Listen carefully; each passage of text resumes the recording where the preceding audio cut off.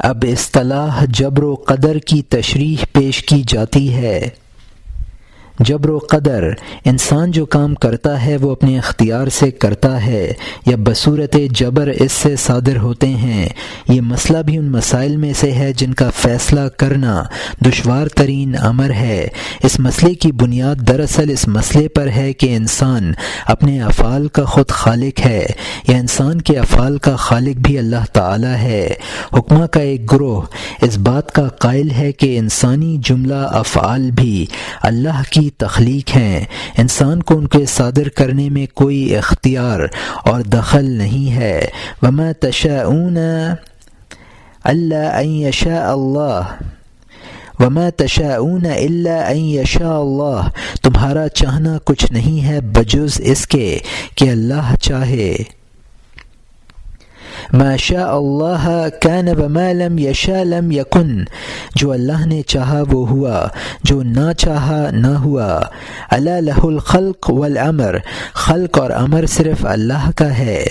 GIF القلم بما ہوا کائن، ہونے والی باتوں پر قلم تقدیر قلم ہونے والی باتوں پر قلم تقدیر لکھ کر خشک ہو چکا ہے۔ القلب بین اصبع الرحمن یقلبها کیف یشاء، یعنی انسانی قلب اللہ کے قبضے میں ہے، جس طرف چاہتا ہے، یعنی برائی یا بھلائی اس کو اس طرف مائل کر دیتا ہے۔ اب ان دلائل کے پیش نظر یہ تسلیم کر لیا جائے کہ انسان مجبور محض ہے تو ظاہر ہے کہ اس صورت میں انسان کے افعال کے حسن و قباح کا کوئی سوال ہی نہیں پیدا ہوتا، اور افعال پر جزا و سزا کا ترتب بھی بالکل بے معنی ہو جاتا ہے۔ اگر زید کے ہاتھ میں ریشہ کی اضطراری حرکت ہے تو زید کو اس حرکت کی بنا پر اچھا یا برا کہنا بالکل غیر معقول ہے۔ انسان کے سر پر پھول برسیں یا پتھر، انسان نہ پھولوں کی ستائش کرتا ہے نہ پتھر کی شکایت۔ حکماء کے اس گروہ کو جبریہ کہا جاتا ہے۔ دوسرا گروہ قدریہ ہے جو تقدیر ازلی کا منکر ہے اور تمام انسانی افعال کا صدور انسان سے بطور کلی اختیار کے تسلیم کرتا ہے اور بندوں کے افعال کا خالق بندوں ہی کو قرار دیتا ہے۔ ظاہر ہے کہ صورت میں عالم میں دو خالق تسلیم کرنے پڑیں گے، ایک خدا اور ایک غیر خدا، اور اس سنویت کو اسلام کسی طرح تسلیم نہیں کرتا۔ یزداں اور اہرمن کے تصور کو اسلام نے مٹایا ہے اور خالص توحید کی طرف رہنمائی کی ہے۔ اسی بنیاد پر اس قدریہ فرقے کو مجوس ہذہ الامہ قرار دیا گیا ہے۔ عقلی اعتبار سے غور کیا جائے تو یہ عقیدہ بھی خلاف واقعہ نظر آتا ہے، اس لیے کہ انسان کا کسی کام کو کرنا یا کسی کام سے باز رہنا خواہش و ارادہ یا نفرت و اجتناب کی بنیاد پر ہوتا ہے، اور انسان کو اپنی قوت ارادی یا قوت اجتنابی کی تحریک پر کوئی اختیار نہیں ہے۔ اب ان دونوں قوتوں کی تحریک کا جو نتیجہ بھی ہے وہ غیر اختیاری ہو جاتا ہے۔ اشاعرہ نے ایک درمیانی صورت نکالی، یعنی انسان کے افعال کا خالق تو اللہ کو قرار دیا اور کسب کو انسان کا اپنا فعل قرار دیا، اور یہ عقیدہ ٹھہرایا کہ افعال خواہ خداوندی ہوں یا بندوں کے، سب کا خالق اللہ ہی ہے۔ اب بندوں کے افعال کی برائی، بھلائی یا جزا و سزا اس بنیاد پر ہے کہ انسان نے اس کا کسب کیا ہے۔ مولانا روم نے اس مسئلے پر بہت سے مقامات پر بحث کی ہے۔ ایک جگہ تو جبریہ اور قدریہ دونوں کو غلط کہا ہے اور فرمایا کہ اگر دیکھا جائے تو انسان کا جبر مطلق اختیار مطلق کی بنسبت بالکل بالکل بداہت کے خلاف ہے۔ بداہتاً نظر آتا ہے کہ انسان اپنے افعال میں صاحب اختیار ہے، رہی یہ بات کہ یہ اختیار خدا کا عطا کردہ ہے، یہ ایک نظری مسئلہ ہے۔ اور فرمایا قدری کی مثال تو اس شخص کی سی ہے جو دھوئیں کو موجود مانتا ہے اور آگ جو اس کی علت ہے اس کا انکار کرتا ہے، اور جبری کی مثال بالکل اس شخص کی سی ہے جو دھوئیں کے ہوتے ہوئے اس دھوئیں کے وجود سے ہی انکار کرتا ہے۔ اب فیصلہ کیا جائے کہ کون سا شخص زیادہ حماقت میں مبتلا ہے۔ مولانا کے زمانے میں اکثر صوفیہ اور علماء جبر کے قائل تھے۔ امام راضی جیسے فاضل نے اپنی تفسیر میں متعدد جگہ جبر پر دلائل قائم کیے ہیں اور پھر مستقل کتاب لکھ کر جبر کے اس بات کے لیے عقلی اور نقلی دلائل پیش کیے ہیں، لیکن مولانا روم کا رجحان جبر کے بالکل خلاف ہے۔ ما شاء اللہ کان وما لم یشاء لم یکن کے بارے میں مولانا نے فرمایا یہ حدیث جد و جہد کی ترغیب کے لیے ہے۔ مثلا اگر کوئی شخص کسی شاہی ملازم سے یہ کہے جو وزیر چاہتا ہے وہی ہوتا ہے، تو اس کا مطلب یہ ہوگا کہ وزیر کو خوش رکھنے کی جد و جہد کرنی چاہیے، کیونکہ مقصد کا حصول وزیر کی خوشی پر موقوف ہے، یہ نہیں ہے کہ مقصد کا حصول ہمارے ہاتھ میں ہے، لہذا وہ بغیر جد و جہد کے ہمیں حاصل ہو جائے گا۔ اسی طرح اس حدیث کے معنی یہ ہیں کہ نجات اور حصول مقاصد تمہارے ہاتھ میں نہیں ہے کہ جب چاہو حاصل ہو جائے، بلکہ اس کے لیے انتہائی جد و جہد کی ضرورت ہے۔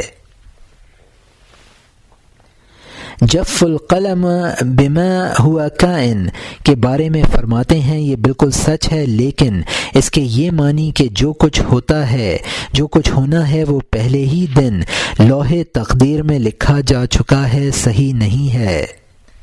یہ عوام کی غلطی ہے۔ اس کے معنی یہ ہیں کہ یہ طے ہو چکا ہے کہ ہر کام کا خاص نتیجہ ہے، یہ طے ہو چکا ہے کہ ہر چیز کا ایک سبب ہے، یہ طے ہو چکا ہے کہ نیکی و بدی یکساں نہیں ہے، یہ طے ہو چکا ہے کہ نیکی کا نتیجہ نیک اور بدی کا بد ہوگا۔ مولانا نے انسان کے اختیار کے ثبوت کے لیے جو دلائل قائم کیے ہیں وہ حسب ذیل ہیں۔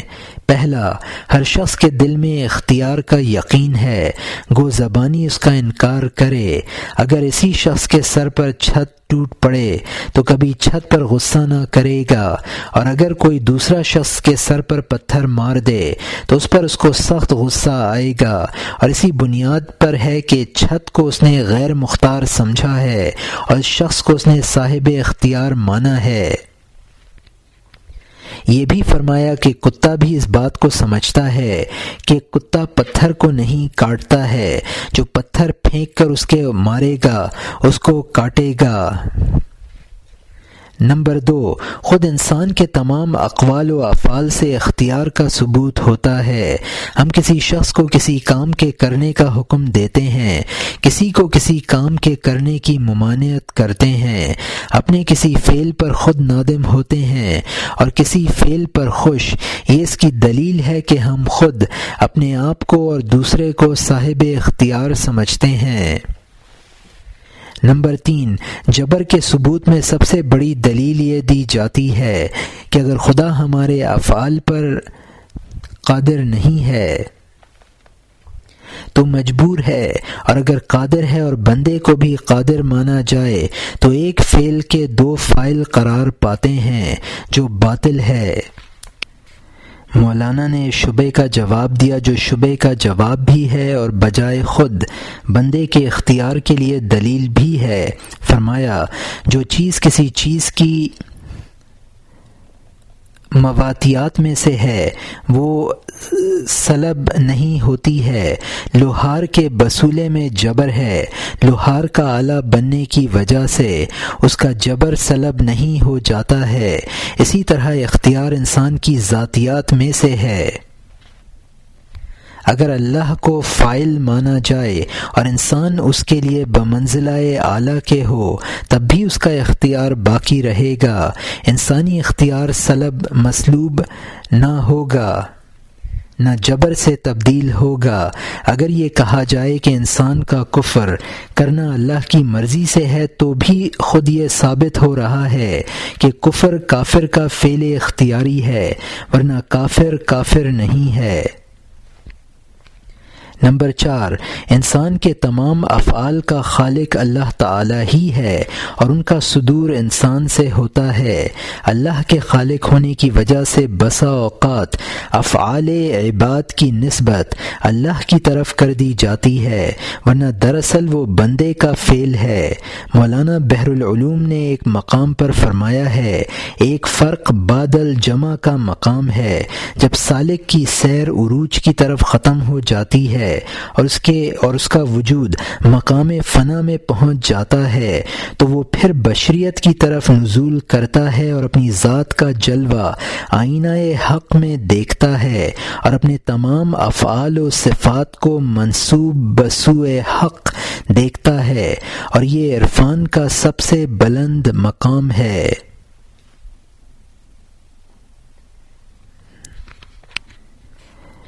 اب مثنوی اور فلسفی مسائل کی تشریح پیش کی جاتی ہے۔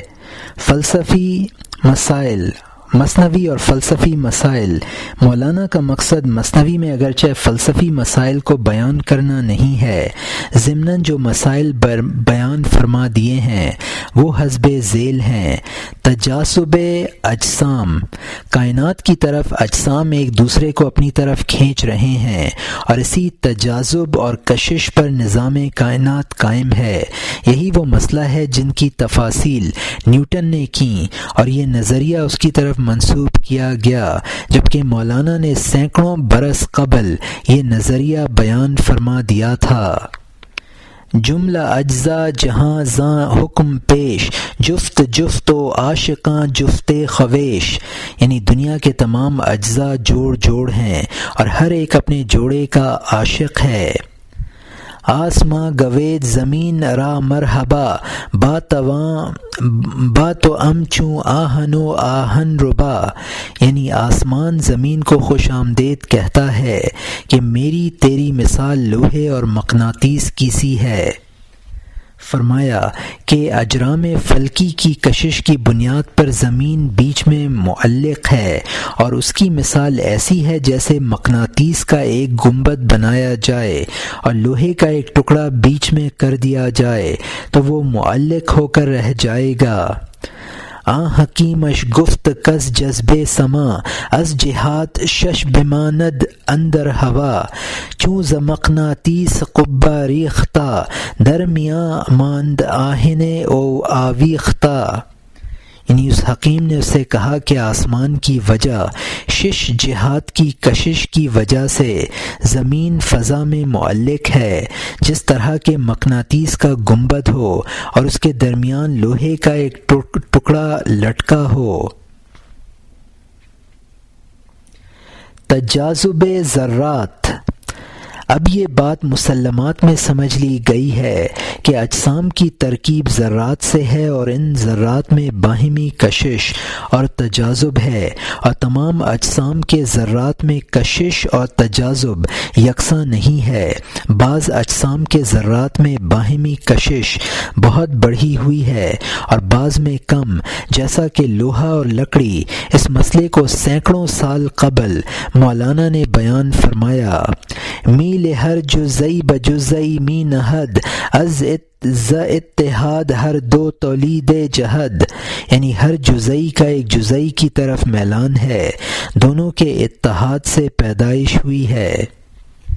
ان اشعار میں مولانا نے تجاذب کی کیفیت کو عشق سے تعبیر کیا ہے اور یہ بھی فرمایا کہ نباتات کے جو اجزاء ہیں وہ جمادی ہیں، لیکن ان میں اور نباتی اجزاء میں کیونکہ کشش ہے لہٰذا وہ جمادی اجزاء نباتیت اختیار کر لیتے ہیں، اسی طرح نباتی اجزاء حیوانی اجزاء بن جاتے ہیں۔ اگر یہ کشش نہ ہو تو عالم میں مرکبات کا فقدان ہو جائے۔ تجدد امثال۔ مولانا بحر العلوم نے ایک مقام پر فرمایا ہے، تجدد امثال یہ ہے کہ کائنات کی صورتیں ہر آن تبدیل ہو رہی ہیں، ایک صورت زائل ہوتی ہے اور دوسری صورت اس کی جگہ لے لیتی ہے، اور ذات اس طرح باقی رہتی ہے۔ چونکہ مٹنے والی صورت آنے والی صورت جیسی ہے، اس وجہ سے اس تبدیلی کا احساس نہیں ہوتا ہے، اور بظاہر یہی معلوم ہوتا ہے کہ وہ پہلی صورت علی ما لہا باقی ہے۔ جدید تحقیقات اس مسئلے کی تصدیق کرتی ہے۔ مولانا نے اس مسئلے کو نہایت وضاحت سے بیان کیا ہے۔ فرماتے ہیں، پس تیرا ہر لحظہ مرگ در جئت ست، مصطفیٰ فرمود دنیا ساعت ست، یعنی ہر لحظہ تیری موت اور واپسی ہے۔ اسی لیے حضور صلی اللہ علیہ وسلم نے فرمایا ہے کہ دنیا ایک ساعت کی ہے۔ ہر نفس نو میں شود دنیا اما، بے خبر از نو شدن اندر بقا، عمر ہم جو نومی رست، مسترے می نمایت در جسد، شاخ آتش را بجنبانی بساز، در نظر آتش نمایت بس دراز، یعنی ہر سانس میں دنیا نئی بن رہی ہے، ہم اس کے نئے بننے سے بے خبر ہیں۔ زندگی نہر کے پانی کی طرح نئی نئی آتی رہتی ہے، بدن میں مسلسل نظر آتی ہے۔ جلتی لکڑی کو تیزی سے گھماؤ تو دیکھنے میں ایک لمبی آگ نظر آئے گی۔ انسان کی زندگی کی بھی یہی صورت ہے، ہر لمحہ فنا اور بقا ہے، لیکن یہ تبدیلی اس صورت کے ساتھ ہے کہ زندگی مستقل اور مستمر محسوس ہوتی ہے، اور اس کی مثال میں فرمایا کہ نہر کے پانی کی سطح مستقل نظر آتی ہے، حالانکہ وہ سطح برابر بدل رہی ہے، یا شعلے کو اگر تیزی سے گھماؤ تو وہ ایک دائرے کی شکل میں نظر آنے لگتا ہے، حالانکہ ہر آن وہ شعلہ دائرے میں اپنی جگہ بدل رہا ہے، لیکن تم اسے محسوس نہیں کر رہے ہو۔ مسئلہ ارتقاء۔ دنیا کی موجودات کو 4 قسموں پر تقسیم کیا جاتا ہے: جمادات، نباتات، حیوانات، انسان۔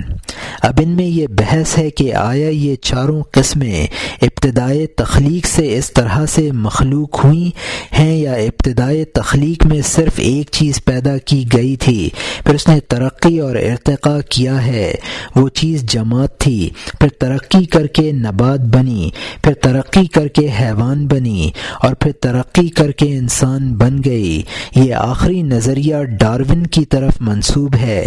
مولانا شبلی کا خیال ہے کہ مولانا بھی ڈارون سے بہت پہلے اسی ارتقاء کے قائل تھے، اور اس کے ثبوت کے لیے حسب ذیل اشعار پیش کیے ہیں: آمدہ اول بعقلی میں جماد، وز جمادی در نباتی اوفتاد، سالہا اندر نباتی عمر کرد، وز نباتی یاد نا ورد از نبرد، وز نباتی چوں بحیوانی فتاد، نامدش حال نباتی ہیچ یاد، جز ہما میلے کے دارد سویاں، خاص در وقت بہار ضمیراں، ہم چو میل کود کاں با مادراں، سر میل خود نہ داند در لباں۔ یعنی انسان شروع میں جماد تھا، جماد سے نبات بنا، سالوں نبات رہا، لیکن نباتی زندگی اسے یاد نہیں ہے۔ نبات سے جب حیوان بنا، نباتی حالت اس کو یاد نہیں ہے، ہاں سوائے اس میلان کے جو اس کو نباتات کی طرف ہے، خصوصاً موسم بہار میں زیمران کے کھلنے کے وقت، جس طرح کا بچوں کا ماؤں کی طرف میلان ہوتا ہے۔ شیرخوارگی کے زمانے میں شیرخوارگی کے زمانے میں اپنے میلان کا راز نہیں جانتا۔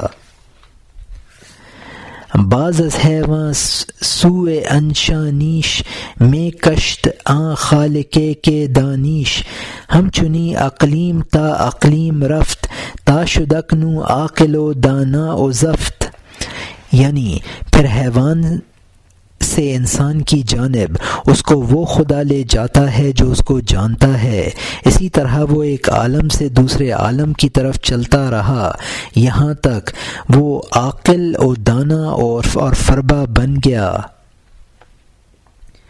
مولانا کے یہ اشعار صرف صاف لفظوں میں بتا رہے ہیں کہ مولانا انسان کی ابتدائی خلقت جمادی مانتے ہیں، اس سے ترقی کر کے اس نے جسم نباتی اختیار کیا، پھر عالم نباتات سے وہ جسم حیوانی بنا، اور جسم حیوانی سے اس نے جسم انسانی اختیار کیا، اور موسم بہار میں گل و گلزار کی طرف اس کے میلان کو اس کے عالم نباتات سے عالم حیوانات کی طرف منتقل ہونے کی دلیل بتا رہے ہیں۔ وجود کے مراتب، وجود صرف مادی ہے یا اس کے مراتب ہیں، اور ادنا درجہ مادی وجود کا ہے۔ نیز علم کے حصول کے ذریعے صرف حواس ہیں یا اس کے ماورا بھی کچھ علم کے اسباب ہیں۔ ان دونوں مسئلوں میں اختلاف چلا آ رہا ہے۔ مادے کے قائل تو یہ کہتے ہیں کہ وجود کا مدار صرف مادے پر ہے اور مادی وجود کے علاوہ اور کوئی وجود نہیں ہے۔ حصول علم کے بارے میں بھی لامحالہ ان کا یہ خیال ہے کہ وہ صرف عقل اور حواس کے ذریعے حاصل ہو سکتا ہے۔ اب ظاہر ہے کہ یہ گروہ نہ نفس یا روح کی مستقل حیثیت تسلیم کر سکتا ہے اور نہ خدا کا قائل ہو سکتا ہے اور نہ حیات بعد الموت کا۔ ان کے نزدیک روح کی کوئی مستقل حیثیت نہیں ہے، بلکہ وہ عناصر کی خاص ترکیب کی پیداوار ہے۔ جس طرح ساز کے تاروں کے ایک خاص نظم و ضبط سے ایک نغمہ پیدا ہوتا ہے، اسی طرح وجود کے ذرات کی خاص ترتیب عقل و شعور پیدا کر دیتی ہے۔ جب ساز ٹوٹ جائے تو نغمہ بھی ناپید ہو جائے گا۔ اہل شرع اس نظریے کو الحاد قرار دیتے ہیں۔ مولانا روم بھی مثنوی میں جا بجا اس مسئلے پر اظہار خیال کیا ہے اور بتایا ہے کہ وجود کے مختلف مراتب ہیں اور وجود کا ہر مرتبہ اپنی مخصوص عقل اور اسباب و علل کا مخصوص نظام رکھتا ہے۔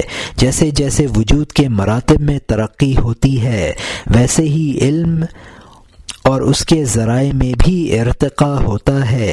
نباتی وجود اور عقل جمادی وجود و عقل سے بالاتر ہے اور نباتات کا شعور جمادات کے شعور سے بڑھا ہوا ہے۔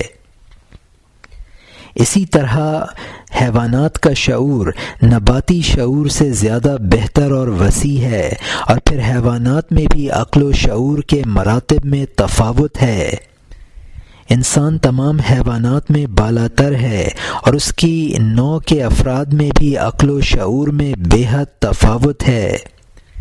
ایک طرف جنگلی جانوروں کا شعور ہے، دوسری طرف حکماء کے شعور کی بلند پروازی ہے۔ مولانا نے فرمایا انسان کے وجود کا ارتقاء اور اس کی عقل کا ارتقاء اس مرحلے پر پہنچ کر بھی نہیں رکتا ہے، بلکہ حکماء کے علاوہ انبیاء اور اولیاء کا ایک طبقہ ہے جو حکماء کے مقابلے میں زیادہ کاشف اسرار ہے۔ فرماتے ہیں بعض غیر از عقل و جان آدمی ہست جان در ولی او ہست جان در نبی او در ولی، یعنی عام انسانی جان اور عقل کے علاوہ نبی اور ولی میں ایک اور جان ہے۔ وحی و الہام و نبی، مولانا وحی و الہام میں فرق نہیں کرتے ہیں، اور الہامات نیز اس بصیرت کے لیے بھی جو عقل و حس سے ماورا ہے وحی کا لفظ استعمال کرتے ہیں اور فرماتے ہیں انسان کے حواس ظاہری کے علاوہ انسان میں حواس باطنی بھی ہیں جن سے ان باتوں کا انکشاف ہوتا ہے جو حواس ظاہری کے ادراک سے باہر ہیں۔ پنج حس سے ہست جزئی پنج حس آن جو زر سرخ دائیں حس ہا چمس آئینہ دل چوں شود صافی و پاک، نقش ہا بینی بروں از آب و خاک، پس محل وہی گردش گوش جاں، وہی چہ بود گفتن از حصے نہاں۔ ان حواس خمسہ کے علاوہ اور حواس خمسہ ہیں، سونا جیسے ہیں اور یہ تانبا ہیں۔ دل کا آئینہ جب پاک و صاف ہو جاتا ہے، آب و خاک کے علاوہ وہ اور نقش دیکھتا ہے، پھر جان کا کان وہی کا محل بن جاتا ہے۔ وہی کیا ہے؟ اسی پوشیدہ جس کی گفتگو، اسی پوشیدہ حس کی گفتگو۔ اس ادراک کو وحی کہیے یا الہام، یہ عقل سے بالا تر حس سے باطن کا انکشاف ہوتا ہے۔ چونکہ عوام وحی کو انبیاء کے ساتھ خاص سمجھتے ہیں، لہذا صوفیہ اس قسم کے انکشافات کو وحی دل کہہ دیتے ہیں۔ اسپ رو پوشے عامہ در جہاں، وحی دل گووند دارا صوفیاں۔ یعنی دنیا میں عوام سے چھپانے کے لیے اس کو صوفی دل کی وحی کہہ دیتے ہیں۔ نبی کا لفظ بھی عام طور پر ایک خاص معنی میں بولا جاتا ہے، لیکن مولانا اونچے درجے کے مصلحین کے لیے بھی لفظ نبی بولتے ہیں۔ فکر کن در راہ نیکو خدمتے، تا نبوت یا بھی تو از امتے، یعنی بھلائی کے راستے میں خدمت کی فکر کر تاکہ امت میں رہتے ہوئے تو نبوت پالے۔ مولانا کی اصطلاح میں نبی اور وحی کے ایسے عام معنی ہیں جو اصطلاحی نبی اور وحی سے وسیع تر ہیں۔ چنانچہ فرماتے ہیں، این نجوم و طب وحی انبیاء است، عقل و حس را سوء بے سوزا کجاست، قابل تعلیم فہم ست این خرد، لیک صاحب وحی تعلیمش و حد دہد، جملہ ہر فتح یقین از وحی بود، اول عقل اورا برفزد۔ یعنی یہ طب اور نجوم نبیوں کی وحی ہے۔ عقل اور حس کو بے جہت چیز کا راستہ نہیں ملتا ہے۔ اس عقل میں فہم و تعلیم کو قبول کرنے کی صلاحیت ہے، لیکن صاحب وحی اس کو تعلیم دیتا ہے۔ یقیناً تمام ہنر ابتداً وحی کے ذریعے معلوم ہوئے، پھر عقل نے ان میں اضافہ کیا ہے۔ مولانا کا یہ بھی خیال ہے کہ جب دل محل وحی ہوتا ہے تو وہ اپنی ملکوتی قوت کو متمثل کر کے پیش کرتا ہے، کوئی دوسری شخصیت پیغام رساں نہیں ہوتی ہے۔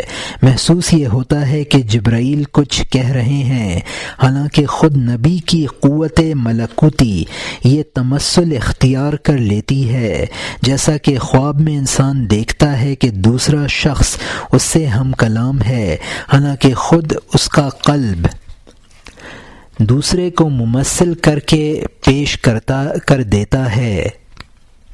مولانا بحر العلوم نے مولانا کے اشعار کی شرح کرتے ہوئے ایک جگہ فرمایا، جبرائیل علیہ السلام جو رسولوں کے سامنے آتے ہیں اور اللہ کی جانب سے وحی لاتے ہیں، وہ ایک جبرائیلیہ حقیقت ہے جو رسولوں کی قوتوں میں سے ایک قوت ہے، اور یہ قوت وہ صورت اختیار کر لیتی ہے جو عالم مثال میں اس کے لیے پوشیدہ تھی۔ وہ رسولوں کے پاس حاضر ہوتی ہے اور اللہ کا پیغام پہنچاتی ہے، تو رسول خود اپنے آپ سے فیض حاصل کرتے ہیں، نہ کہ کسی دوسرے سے۔ تو جو کچھ رسول دیکھتے ہیں وہ انہی کے خزانے کی پوشیدہ چیز ہے۔ مولانا کے نزدیک روح انسانی کے عروج کے منازل ہیں۔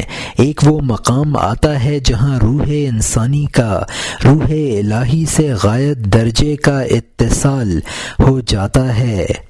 شعر ہے، اتصال بے تکیف بے قیاس، ہست رب الناس را با جان ناس، یعنی اللہ تعالیٰ کا انسانوں سے اتصال ہے جو قیاس اور بیان سے باہر ہے۔ اس مقام پر پہنچ کر حکمت کا طالب خود حکمت کا منبع بن جاتا ہے، اور اس مقام پر پہنچ کر خود انسانی قلب لوح محفوظ بن جاتا ہے۔ لوح حافظ لوح محفوظ شود، روح او از روح محفوظ شود، یعنی حافظ کا دل لوح محفوظ بن جاتا ہے، اس کی روح خدا سے محظوظ ہوتی ہے۔ اس حالت میں الہی کلام اور فرمان خود اس کے دل سے ابھرتا ہے، اور یہ احسن التقویم والا انسان جب روحانی بلندیوں پر پہنچتا ہے تو خود اس کی یہ کیفیت ہو جاتی ہے۔ پش محل وہی گرد و گوش جاں، وہی چہ بود گفتن از حصے نہاں، گوش جان و چشم جاں جز این حصست، گوش عقل و چشم زن را مفلس است، پن بے وسواس بیروں کن ز گوش، تا بگوشت آمد از گردوں خروش، یعنی روح کا کان وہی کا محل بن جاتا ہے۔ وہی کیا ہے؟ پوشیدہ حس کی گفتگو۔ روح کے کان اور آنکھ ان حواس کے علاوہ ہیں، عقل کا کان اور ظن کی آنکھ ان سے محروم ہے۔ وسوسے کی روئی کان سے نکال تاکہ تیرے کان میں آسمانی آوازیں آئیں۔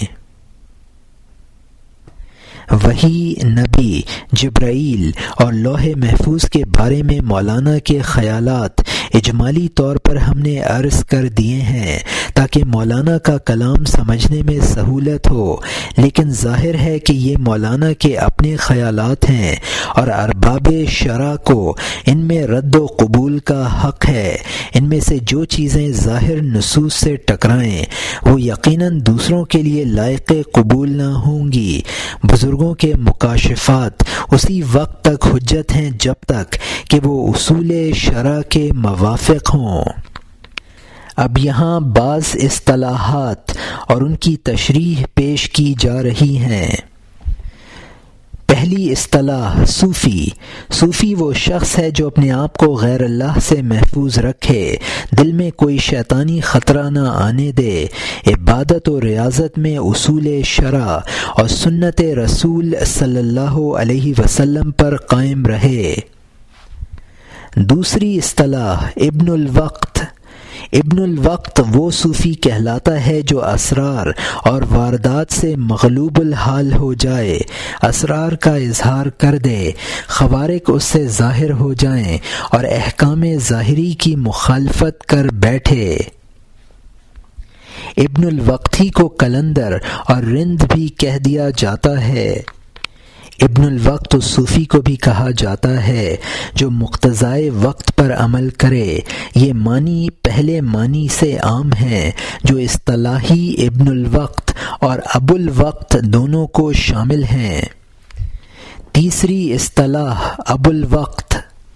ابو الوقت وہ صاحب مقام صوفی کہلاتا ہے جو آداب شریعت کا پورا پاس کرے، حالات اور واردات میں نفس اور روح پر قابو رکھے، خداوندی حکمت کے مقتضا کو سمجھتے ہوئے کرامات اور خوارق پر قابو رکھے۔ ابو الوقت کا مقام ابن الوقت سے بہت اعلیٰ سمجھا جاتا ہے۔ چوتھی اصطلاح ابدال۔ اولیاء اللہ کی وہ جماعت ہے جو کسی دوسری شخصیت کو اپنی شکل و صورت میں تبدیل کر سکتی ہے۔ ان کی تعداد 7 ہوتی ہے۔ دنیا کی 7 اقلیموں میں سے ہر اقلیم کا ان میں ایک قطب ہوتا ہے۔ پانچویں اصطلاح نقبہ۔ نقبہ اولیاء اللہ کی وہ جماعت کہلاتی ہے جن میں سے ہر ایک آسمان کے 12 برجوں میں سے ہر برج سے متعلق ہوتا ہے اور اس برج کے نجوم و کواکب کی تاثیرات سے اس کا تعلق ہوتا ہے۔ ان نقبہ کو بھی ابدال کہہ دیا جاتا ہے۔ چھٹی اصطلاح رجبیتوں اولیاء کی وہ جماعت کہلاتی ہے جو رجب کے مہینے میں اپنی جگہ مقیم رہتی ہے، باقی پورے سال عالم میں گشت کرتی رہتی ہے۔ رجب کے پہلے دن ان پر اس قدر بوجھ ہوتا ہے کہ وہ اپنے کسی عضو کو حرکت تک نہیں دے سکتے، دوسرے دن یہ بوجھ کم ہو جاتا ہے اور تیسرے دن بالکل غائب ہو جاتا ہے۔ ان کو پورے سال کشف رہتا ہے۔ ان کی تعداد 40 ہوتی ہے۔ 7ویں اصطلاح عالم امر یا عالم روح، عالم خلق یا عالم شہود۔ یہ دنیا کہلاتی ہے جہاں اشیاء اپنے مادے اور مقدار کے ساتھ موجود ہیں۔ 8ویں اصطلاح عالم مثال، وہ عالم ہے جو عالم خلق سے بالا ہے، وہاں اشیاء میں مقدار تو ہے مادہ نہیں ہے۔ 8ویں اصطلاح عالم امر یا عالم روح، وہ عالم ہے جو عالم مثال سے بھی بالا ہے اور وہاں اشیاء بغیر مادہ اور مقدار کے موجود ہیں۔ 9ویں اصطلاح واصل بحق، واصل بحق وہ اولیاء کہلاتے ہیں جو مادی خواص سے پاک و صاف ہو کر سراپا روح بن جاتے ہیں اور ان کا اضطراب عشق وصل کے سکون سے بدل جاتا ہے۔ ان کو سالک واصل بھی کہا جاتا ہے، اور سالک طالب وہ ہے جو ابھی اس درجے تک نہ پہنچا ہو۔ 11ویں اصطلاح ولی، ولی وہ شخص ہے جو اللہ کی ذات و صفات کو پہچانے، ہمیشہ طاعات بجا لائے، محرمات سے بچے، لذتوں اور شہوتوں میں منہمک نہ ہو، نجاستوں سے بچتا ہو، فرائض کا تارک نہ ہو، مجنون اور پاگل نہ ہو، شرمگاہ اور بدن کو برہنہ نہ رکھتا ہو۔ 12ویں اصطلاح اہل ارشاد، وہ اولیاء اللہ ہیں جن کے سپرد مخلوق کی ہدایت، قلوب کی اصلاح و تربیت اور اللہ کا قرب حاصل کرنے کی تعلیم ہوتی ہے۔ ان اولیاء میں سے جو اپنے زمانے میں سب سے افضل ہوتا ہے وہ قطب الارشاد کہلاتا ہے۔ 12ویں اصطلاح اہل تکوین، وہ اولیاء اللہ ہوتے ہیں جن کے سپرد مخلوق کے معاش کی اصلاح، دنیا کا انتظام، مصائب کا دفع کرنا ہوتا ہے۔ ان میں سے جو اپنے زمانے میں سب سے افضل ہوتا ہے وہ قطب التکوین کہلاتا ہے۔ 13ویں اصطلاح لطائف ستہ، لطائف ستہ روح، نفس، قلب، سر، خفی اور اخفا ہیں۔ سالک اپنے جسم کے ان مقامات کو ذاکر و شاغل بناتا ہے۔ 14ویں اصطلاح صحو، صحو وہ حالت ہے جس میں ظاہری و باطنی احکام میں فرق باقی رہتا ہے۔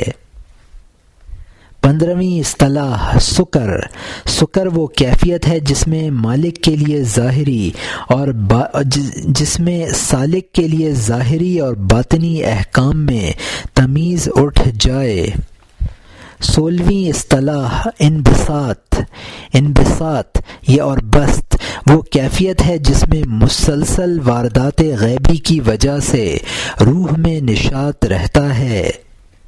17ویں اصطلاح انقباض یا قبض، انقباض یا قبض وہ کیفیت ہے جس میں واردات غیبی کے انقطاع کی وجہ سے روح کو ایک تنگی اور گرفتگی محسوس ہوتی ہے۔ 18ویں اصطلاح محو اور فنا، محو اور فنا وہ کیفیت ہے جس میں سالک اپنی ہستی کو مٹا دے، اس کے بالمقابل اثبات ہے۔ 18ویں اصطلاح ہست، بہشت، خلد، دار السلام، دار القرار، جنت عدن، جنت الماوا، جنت النعیم، علیین، فردوس، ہفت دوزخ۔ 19ویں اصطلاح ہفت دوزخ، سقر، سعیر، حاتمہ، جہیم، جہنم، حاویہ۔ 20ویں اصطلاح من و سلوہ، بنی اسرائیل کو تیا کے میدان میں خدا کی جانب سے من جو کہ ترنجبین کی طرح کی ایک چیز تھی اور سلوہ جو بٹیروں جیسے پرند تھے کھانے کے لیے عطا ہوئے۔ 21ویں اصطلاح علم احکام، وہ علم ہے جو قانون کلی کی صورت میں انبیاء اور مرسلین کو دیا جاتا ہے۔ 22ویں اصطلاح علم لدنی۔ علم لدنی وہ علم بھی کہلاتا ہے جو خاص جزئی معاملے میں کسی کلیہ سے استثنائی طور پر عنایت ہو جاتا ہے، جیسا کہ خضر علیہ السلام کو بچے کے قتل کے سلسلے میں حاصل ہوا۔ 23ویں اصطلاح عہد الست۔ عہد الست قرآن پاک میں مذکور ہے کہ ازل میں حضرت آدم علیہ السلام کی ذریت سے اللہ تعالیٰ نے فرمایا تھا الست بربکم، کیا میں تمہارا پروردگار نہیں ہوں؟ تو سب نے جواب میں کہا تھا بلا، یعنی کیوں نہیں۔ اس قول و قرار کو میثاق الست اور عہد الست کہا جاتا ہے۔ اب قصص کے بارے میں تشریح و وضاحت پیش کی جا رہی ہے۔ قصص اصحاب کہف ان بزرگوں کی جماعت ہے جو دقیانوس کے زمانے میں پیغمبر وقت پر ایمان لائے تھے اور بادشاہ کے ظلم سے بچنے کے لیے غار میں پناہ گزین ہو گئے تھے۔ خدا کی قدرت سے ان کو ایسی نیند آئی کہ ہزاروں برس گزر گئے اور وہ اسی خواب استراحت میں پڑے ہیں، نہ کھاتے پیتے ہیں نہ جاگتے ہیں، آنکھیں کھلی ہوئی ہیں اور بظاہر بیدار معلوم ہوتے ہیں۔ ہاروت و ماروت و زہرہ، مشہور ہے کہ زہرہ ایک حسین عورت تھی۔ ہاروت و ماروت جو دو فرشتے تھے وہ اسے زنا کر بیٹھے، جس کی پاداش میں ان دونوں کو بابل کے کنویں میں الٹا لٹکا دیا گیا ہے، اور زہرہ اسم اعظم کے ذریعے جو اس نے فرشتوں سے سیکھا تھا آسمان پر چڑھ گئی ہے، جس کو وہاں مسخ کر کے زہرہ ستارہ بنا دیا گیا ہے۔ حضرت قاضی ثناء اللہ پانی پتی رحمۃ اللہ علیہ اور دوسرے مفسرین نے لکھا ہے کہ یہ قصہ یہود کا من گھڑت ہے جس کی کوئی اصل نہیں ہے۔ امر واقعہ صرف اس قدر ہے جس کو قرآن نے ذکر کیا ہے کہ ہاروت و ماروت کو سحر کی تعلیم دینے کے لیے دنیا میں بھیجا گیا تھا، جس سے نیک و بد کی آزمائش مقصود تھی۔ اصحاب الاخدود سورہ بروج میں ہے قتل الاصحاب الاخدود النار ذات الوقود اذ هم علیہا قعود وهم علی ما یفعلون بالمؤمنین شہود، یعنی خندقوں والے ہلاک ہوئے جو آگ کی تھیں جن میں ایندھن تھا، جبکہ وہ خندقوں پر بیٹھے ہوئے تھے اور جو بدسلوکی مومنوں کے ساتھ کر رہے تھے اس کو دیکھتے تھے۔ حدیث اور تفسیر کی کتابوں میں لکھا ہے کہ ایک لڑکا ایک جادوگر کے پاس جادو سیکھنے جاتا تھا، اس کے راستے میں ایک خدا رسیدہ راہب کا گرجا گھر تھا۔ یہ لڑکا اس راہب سے مانوس ہو گیا اور اس سے فیض حاصل کرنے لگا۔ ایک روز یہ لڑکا جا رہا تھا، اس نے دیکھا کہ لوگ ڈرے ہوئے راستے پر کھڑے ہیں، آگے جانے کی ہمت نہیں کر رہے ہیں۔ اس نے دریافت کیا تو انہوں نے بتایا کہ خونخوار شیر نے راستہ روک رکھا ہے۔ یہ لڑکا آگے بڑھا اور اس نے خدا کا نام لے کر ایک پتھر شیر کے مارا تو شیر ہلاک ہو گیا۔ اس واقعہ سے اس لڑکے کی شہرت ہوئی اور لوگ اس کے گرد جمع ہونے لگے اور مومن بننے لگے۔ ان واقعات کا بادشاہ کو علم ہوا تو وہ بہت برہم ہوا، اس لیے کہ وہ خود خدائی کا مدعی تھا، اور اس نے لڑکے کو ہلاک کرنے کا حکم دے دیا۔ اس لڑکے کو پہاڑ پر سے پھینکا گیا لیکن وہ ہلاک نہ ہوا۔ اس کو دریا میں غرق کرنے کی کوشش کی گئی لیکن وہ غرق نہ ہوا۔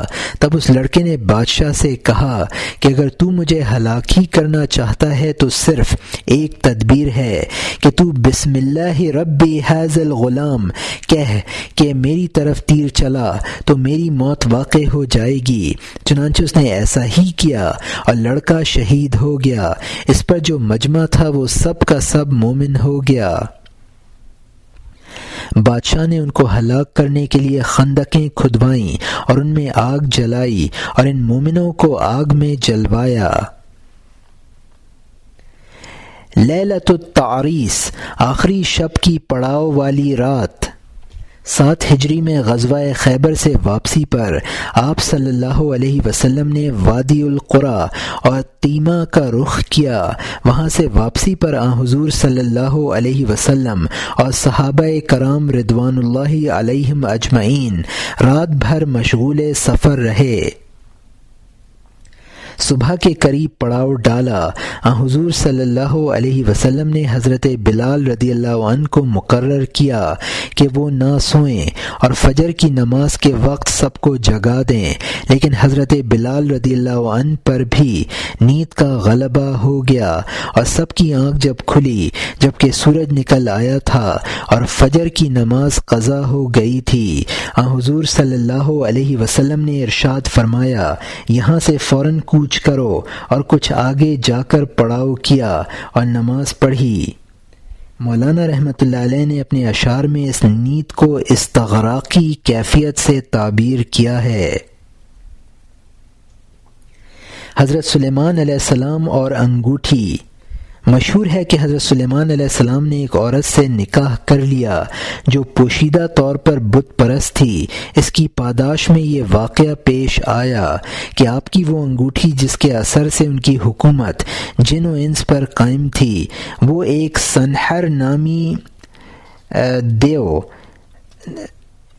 سنحر نامی یا صدیو نامی جن نے چرا لی، اور وہ اس انگوٹھی کے اثر سے حضرت سلیمان علیہ السلام کے تخت پر قابض ہو گیا، اور حضرت سلیمان علیہ السلام روپوش ہو گئے۔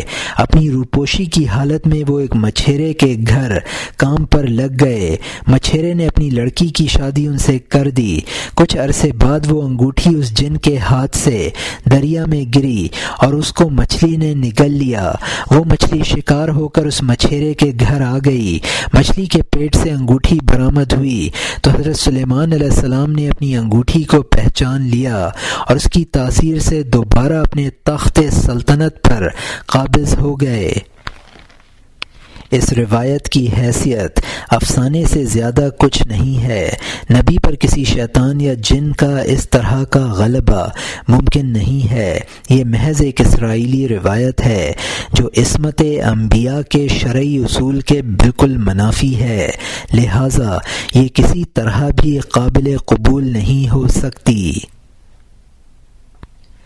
مثنوی کی احادیث اور تفسیر۔ حضرت مولانا اشرف علی صاحب تھانوی رحمۃ اللہ علیہ نے اپنی کتاب کلید مثنوی میں فرمایا ہے کہ صوفیاء اور بزرگوں کے کلام میں ایسی احادیث پائی جاتی ہیں جو احادیث کی کتابوں میں نہیں ہیں، اور محدثین کے نزدیک ان کا حدیث ہونا ثابت نہیں ہوتا ہے، تو ان بزرگوں کے اس فعل کی دو توجیہیں ہیں۔ ایک تو یہ کہ جس طرح محدثین نے خواب کی احادیث پر حدیث کا اطلاق کر دیا ہے، اسی طرح ان بزرگوں نے اپنے کشف وغیرہ کی بنا پر ان کو احادیث کہہ دیا ہے۔ دوسرے یہ کہ ان احادیث سے جو مقصد ہے وہ دوسرے شرعی دلائل سے ثابت ہو جاتا ہے، لہٰذا ان احادیث کا غیر واقعی ہونا مقصد کے ثبوت کے لیے مضر نہیں ہے۔ رہی یہ بات کہ غیر حدیث کو حدیث کیوں کہہ دیتے ہیں، تو اس کی وجہ یہ ہے کہ ان بزرگوں پر حسن ظن غالب رہتا ہے۔ جو کچھ سن لیتے ہیں یا لکھا ہوا دیکھ لیتے ہیں اس پر یقین کر لیتے ہیں۔ ان کو زیادہ چھان بین کی نہ عادت ہوتی ہے نہ مہلت۔ یہ وہ تبصرہ تھا جو مولانا تھانوی رحمۃ اللہ علیہ نے فرمایا۔ بہرحال مثنوی میں بہت سی احادیث وہ ہیں جو محدثین کی اصطلاح میں کسی طرح بھی حدیث کہلانے کی مستحق نہیں، اور ایسی احادیث میں بہت سی احادیث وہ ہیں جو محدثین کی اصطلاح میں کسی طرح بھی حدیث کہلانے کی مستحق نہیں، اور ایسی احادیث کو حدیث کہہ کر بیان کر دینے کے معاملے میں محدثین کا طرز عمل بہت سخت ہے۔ اسی طرح مولانا نے مثنوی میں صحابہ سے متعلق بعض ایسے واقعات کا ذکر کیا ہے جن کا ذکر صحابہ کے حالات پر مشتمل کتابوں میں کہیں نہیں ملتا ہے۔ نیز مولانا نے مثنوی میں بعض آیات کی وہ تفسیر کی ہے جو معتبر مفسرین کے نزدیک کسی طرح درست نہیں ہے، لہذا مثنوی کا مطالعہ کرنے والوں کو ان امور کا لحاظ رکھنا چاہیے اور مثنوی کا مطالعہ محض تصوف کی کتاب سمجھ کر کرنا چاہیے اور تصوف کے مسائل ہی میں اس کو شمع راہ بنانا چاہیے۔ مولانا کی بیان کردہ احادیث و تفسیر پر اعتماد کرنا درست نہیں ہے۔ گزارش: ارادہ نہ تھا کہ مقدمہ اس قدر طویل لکھا جائے، لیکن حالات نے مجبور کر دیا اور مقدمہ نے کافی طوالت اختیار کر لی، اور پھر بھی بعض بحثیں تشنۂ تکمیل رہ گئیں۔ آخر میں میرا یہ اخلاقی فرض ہے کہ میں ان مصنفین اور کتابوں کا ذکر کروں جن سے میں نے اپنے اس مقدمہ یا اصل کتاب میں استفادہ کیا ہے۔ دعا کرتا ہوں کہ جو مصنفین بقید حیات ہیں وہ خدا ان کو دنیا اور آخرت کی بھلائیوں سے نوازے، اور جو اس جہان فانی سے چلے گئے ہیں خدا ان کی مغفرت فرمائے، اور اپنی اس کتاب کے ناظرین سے استدعا اور التجا کرتا ہوں کہ وہ مجھے بھی دعائے خیر سے فراموش نہ فرما دیں۔ جن کتابوں سے میں نے استفادہ کیا وہ حسب ذیل ہیں: کلید مثنوی از مولانا اشرف علی تھانوی رحمۃ اللہ علیہ، مثنوی مطبوعہ مطبع نامی کانپور، مفتاح العلوم از مولانا نذیر صاحب عرشی، ملفوظات رومی از عبدالرشید صاحب تبسم، حکمت رومی و تشبیہات رومی از خلیفہ عبدالحکیم، سوانح مولانا روم از مولانا شبلی، نفد اقبال از میکش اکبر آبادی، رسالہ از سپہ سالار، مرات المثنوی از تلمذ حسین صاحب، رود کوثر از شیخ اکرام۔ بڑی ناسپاس گزاری ہوگی اگر میں ان بزرگوں اور دوستوں کا ذکر نہ کروں جنہوں نے دوران کار میں طرح طرح سے میری مدد کی ہے۔ حضرت مولانا ابوالحسن صاحب زید نقشبندی مجددی ذا لطفہ نے پورا مقدمہ بڑی حرفاً ملاحظہ فرما کر اس میں مذکورہ بحثوں پر اپنے اطمینان کا اظہار کیا، اور مثنوی کے اشعار کے مطالب فہمی میں جگہ جگہ مجھے مدد دی۔ عزیزم مولانا مکرم احمد صاحب مسجد فتح پوری بھی شکریہ کے مستحق ہیں، انہوں نے کتابت کی تصحیح میں میرا ہاتھ بٹایا۔ نیز سید نظام الدین صاحب رامپوری نے میرے پورے کام پر نظر ڈالی اور بھرپور تعاون کیا، فلہم الشکر۔ سجاد حسین، 9 ستمبر 1974 عیسوی۔